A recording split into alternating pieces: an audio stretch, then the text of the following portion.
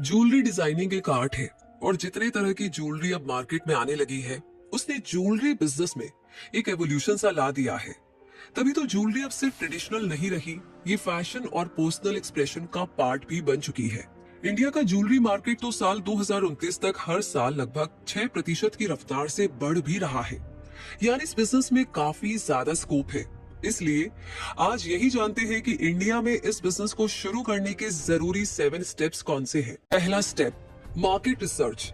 जब आपने अपना ज्वेलरी डिजाइनिंग बिजनेस शुरू करने का मन बना ही लिया है तो फिर अब मार्केट रिसर्च के लिए तैयार हो जाइए, ताकि आपको पता चल सके कि आपके टारगेट कस्टमर कौन है और मार्केट में कंपटीशन कैसा है। इसके लिए सबसे पहले तो आपको ये समझना होगा कि मार्केट में फिलहाल क्या ट्रेंड कर रहा है, जैसे कि light weight daily wear, oxidised jewellery, custom bridal sets, temple jewellery, minimalistic office wear, boho style pieces या फिर पर्सनलाइज्ड नेम पेंडेंट्स जैसा कुछ। साथ ही ये भी जानना जरूरी है कि आपके टारगेट कस्टमर्स कौन है। क्या आप कॉलेज गोइंग गर्ल्स के लिए ज्वेलरी डिजाइन करना चाहते हैं जो ट्रेंडी, फंकी और अफोर्डेबल ज्वेलरी चाहती है, या फिर आप ब्राइड्स के लिए हैवी और कस्टमाइज्ड सेट्स डिजाइन करने का सोच रहे हैं। हो सकता है कि आप वर्किंग वुमेन के लिए सिंपल और क्लासी ऑफिस वेयर बनाना चाहें, या फिर मेंस ज्वेलरी की तरफ फोकस करना चाहें, जैसे रिंग्स, कड़ा या चेन। अब मार्केट रिसर्च की मदद से आपको ये जानना है कि किसका स्कोप और डिमांड सबसे ज्यादा है और आपके इंटरेस्ट और पैशन के हिसाब से कौन सा ग्रुप आपका टारगेट कस्टमर ग्रुप बन सकता है। इसे डिसाइड करने के बाद आपको ये देखना होगा कि आपके जैसे प्रोडक्ट्स मार्केट में पहले से कौन बेच रहा है और उनकी क्या प्राइस रेंज है। अगर आप अपने कॉम्पिटिटर्स के सोशल मीडिया, वेबसाइट और कस्टमर रिव्यूज को अच्छे से स्टडी करें तो उनकी स्ट्रेंथ और वीकनेस दोनों आपको पता लग सकते हैं और आसानी से आप जान सकते हैं कि वो किस खास बात से लोगों को अट्रैक्ट कर रहे हैं। Fast delivery, unique design, detailing या कस्टमाइजेशन ऑप्शंस और उनकी कमी क्या है, ड्यूरेबिलिटी में कमी, हाई प्राइसिंग या लिमिटेड वैरायटी, ये सब ध्यान में रखकर आप न सिर्फ एक क्लियर डायरेक्शन में आगे बढ़ेंगे बल्कि मार्केट में कॉन्फिडेंटली अपनी जगह भी बना पाएंगे। दूसरा स्टेप, बिजनेस प्लान। एक स्ट्रॉन्ग बिजनेस प्लान आपके ज्वेलरी ब्रांड के लिए रोड मैप का काम करेगा, जो आपकी वेंचर की स्केलेबिलिटी को डिफाइन करेगा और इसे तैयार करने में आपकी market research important role play करेगी।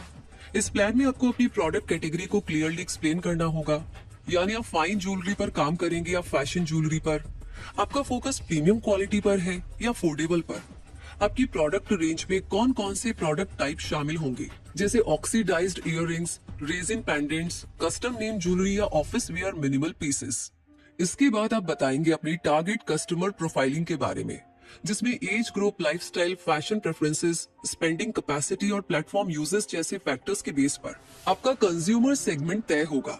इसमें आप बेसिक प्राइसिंग मॉडल भी जरूर शामिल करें, जो पर डिजाइन, पर कलेक्शन या पर कंसल्टेशन हो।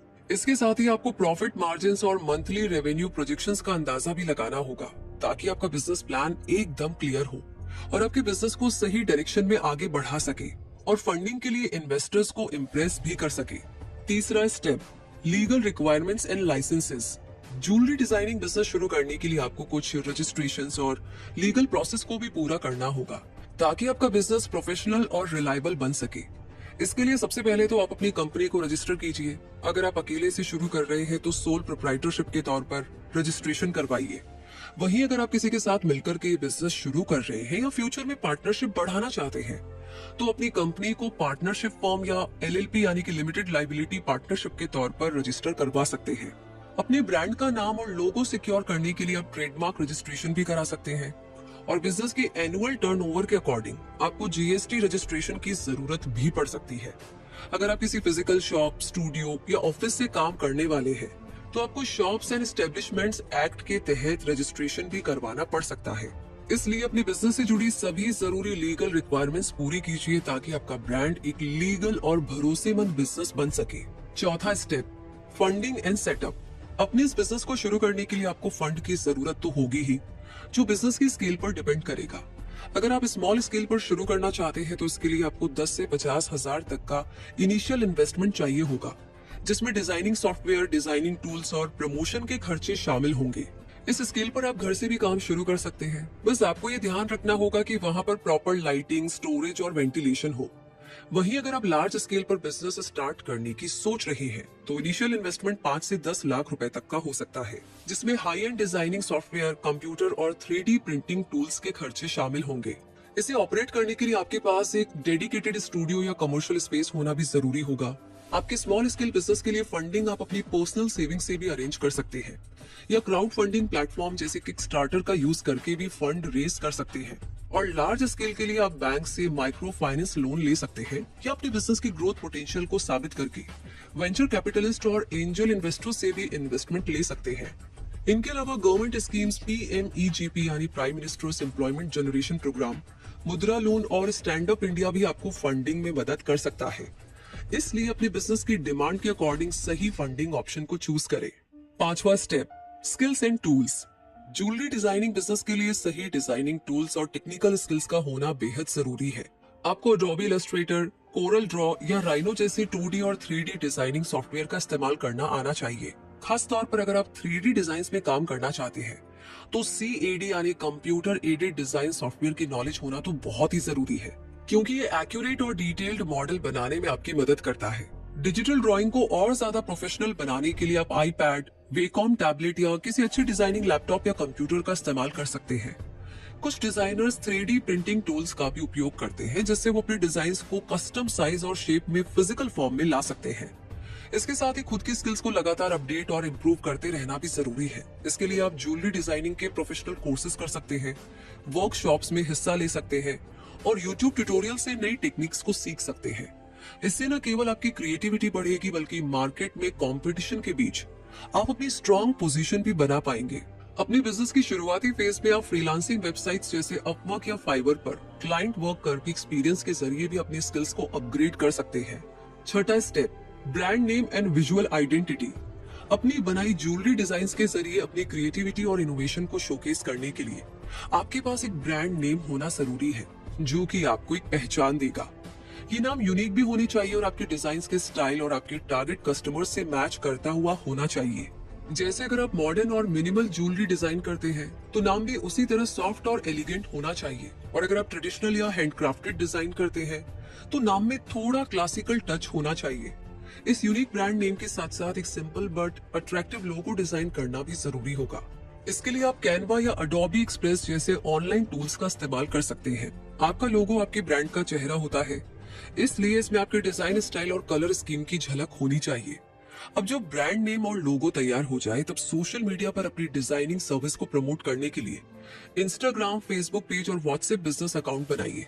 इंस्टाग्राम ज्वेलरी डिजाइनर्स के लिए एक बहुत ही अच्छा प्लेटफॉर्म है, क्योंकि यहाँ पर आप अपने डिजाइनों की प्रोसेस, स्केच, डिजिटल रेंडर और फाइनल लुक्स को एक अट्रैक्टिव तरीके से दिखा सकते हैं। आपकी प्रोफाइल का लुक यानी उसकी थीम, कलर्स, फिल्टर्स और कैप्शंस जैसी हर एक चीज कंसिस्टेंट होनी चाहिए, ताकि लोग आपके ब्रांड को देखकर तुरंत पहचान सके। इसके अलावा आप Pinterest पर भी अपने डिजाइन पोस्ट कर सकते हैं, जो खास तौर पर इंस्पिरेशन और क्रिएटिव वर्क देखने वाले यूजर्स को टारगेट करता है। LinkedIn पर भी प्रोफेशनल नेटवर्किंग और B2B यानी बिजनेस टू बिजनेस क्लाइंट्स के लिए अपनी प्रेजेंस बनाना फायदेमंद हो सकता है।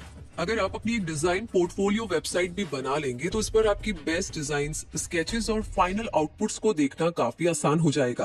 आप fashion designers, stylist, wedding planners या ज्वेलरी मैन्युफैक्चरर्स के साथ कोलैबोरेशन भी कर सकते हैं, जिससे आपके ब्रांड को एक्सपोजर भी मिले और क्लाइंट बेस भी काफी ज्यादा बढ़ सके। और इस तरह आपके ब्रांड की एक स्ट्रॉन्ग आइडेंटिटी बनेगी, जो कि आपके बिजनेस को ग्रो करने में बहुत मदद करेगी। 7वां step, customer relation and feedback. Jewellery designing business में सिर्फ अच्छी डिजाइन बनाना ही काफी नहीं होगा। बिजनेस को ग्रो करने के लिए कस्टमर्स के साथ स्ट्रॉन्ग बॉन्ड भी शेयर करना होगा। इसके लिए आपको छोटी छोटी लेकिन स्पेशल चीजें कर सकती है। जैसे जब कोई कस्टमर आपसे डिजाइन मंगवाए, वो चाहे स्केच हो, डिजिटल डिजाइन हो या कस्टम ऑर्डर के लिए कंसल्टेशन हो, उस हर डिजाइन के साथ आप एक छोटा सा थैंक यू नोट भेज सकते हैं, जिसमें कस्टमर का नाम और खरीदी हुई डिजाइन का जिक्र हो। इससे कस्टमर को लगेगा कि आपने उनके लिए खास समय निकाला है। अपने डिजाइन प्रेजेंटेशन को भी खूबसूरत और प्रोफेशनल बनाना जरूरी होगा, ताकि जब आप कोई कस्टम डिजाइन या कॉन्सेप्ट भेजे तो वो क्लीन, स्टाइलिश और अट्रैक्टिव लगे। और जब आप प्रिंटेबल या वेरेबल डिजाइन दे रहे हो तो उसकी पैकेजिंग भी नीट और ब्रांडेड होनी चाहिए। इसके साथ ही कस्टमर से फीडबैक लेना भी बहुत जरूरी होगा, चाहे वो व्हाट्सएप पर हो या फिर इंस्टाग्राम DMs में या गूगल फॉर्म के जरिए आपसे जुड़े हो।